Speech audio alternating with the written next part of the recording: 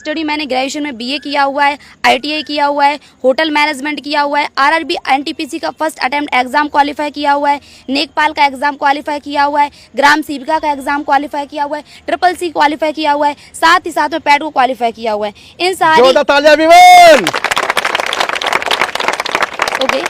इन सारी स्टडी को करने के बाद मैं जब ग्रेजुएशन ये सारी स्टडी कंप्लीट करने के बाद मैं घर पे बैठी हुई थी और घर की फाइनेंशियल कंडीशन इतनी अच्छी नहीं थी। घर की फाइनेंशियल कंडीशन अच्छी होने ना होने की वजह से एक दिन मेरी मम्मी और मेरी ताई जी बैठी हुई थी और आपस में बैठ के वो बात करनी थी। मेरी मम्मी मेरी ताई जी से बोलती है, काश अगर आज मेरी बेटी की जगह बेटा बड़ा होता तो आज वो मुझे कुछ फाइनेंशियल सपोर्ट कर रहा होता।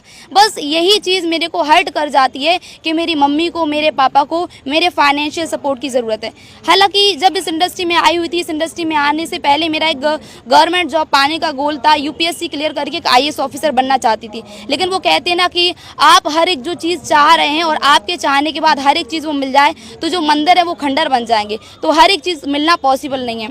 तो मैं आपसे जानना चाहूँगा, इस बिजनेस के अंदर किसने आपको लाया? जी सर, मैं इस इंडस्ट्री में घर पे ही बैठी हुई थी। जब मेरी मम्मी और ताई जी इस तरीके से बात कर रही थी तो मेरी एक फ्रेंड थी जिनके साथ मैं दिल्ली में जॉब किया करती थी, वो मेरी अच्छी फ्रेंड भी थी और साथ में दीदी भी थी।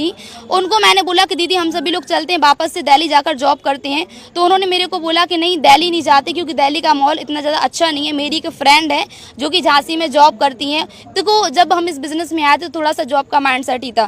फिर उन्होंने बोला अच्छा काम है, मैनेजर पोस्ट पर वो काम कर रही, हम चलते हैं और वहाँ पर काम करते हैं। तो मैंने बोला क्या काम है? उन्होंने मेरे को बताया कि ऑनलाइन ऑफिशियल वर्क है, ऑफिस में रहकर काम करना है। मैंने बोला ठीक है। मैंने उनको अपने डॉक्यूमेंट्स रिज्यूम सेंड किए। आफ्टर दैट मैं यहाँ पर आई, मैंने ट्रेनिंग लगाई, मैंने बिजनेस को ज्वाइन किया। जब मैंने इस बिजनेस को ज्वाइन किया उस समय मेरे फैमिली वाले पूरे के पूरे अगेंस्ट थे। वो बोल रहे थे कि बेटा आप गवर्नमेंट जॉब की प्रिपरेशन करो, ये फालतू की कंपनियों में मुझे काम नहीं करवाना है। मेरे जितने भी फ्रेंड्स थे जो भी मेरे साथ स्टडी किया करते थे वो सीधा सीधा यही बोलते थे कि ये फालतू की कंपनियों को ज्वाइन मत करो, इन कंपनियों में कुछ नहीं रखा हुआ है। बट मैं अपने खानदान की, आज के टाइम पे अपने परिवार की, मैं अपने दोस्तों की, मैं अपने रिश्तेदारों की एक लौती मात्र ऐसी लड़की हूँ जो मात्र 22 साल की एज में आउट ऑफ इंडिया जाकर आई हूँ। एक मिडिल क्लास इंसान के लिए प्लेन में बैठने का बहुत बड़ा ड्रीम होता है। एक मिडिल क्लास होने के बाद उस प्लेन में भी सफ़र करके आई हूँ।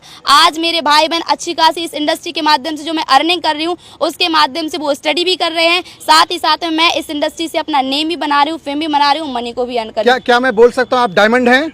जी बिल्कुल सर। जोरदार तालियां एवरीवन। तो देवी सदन आप देख रहे हैं किस तरह से आज मैं आपको दिखा पा रहा हूँ वीरांगना रानी लक्ष्मीबाई की पावन भूमि जिसे झांसी कहा जाता है, एक से बढ़कर एक नारी शक्ति।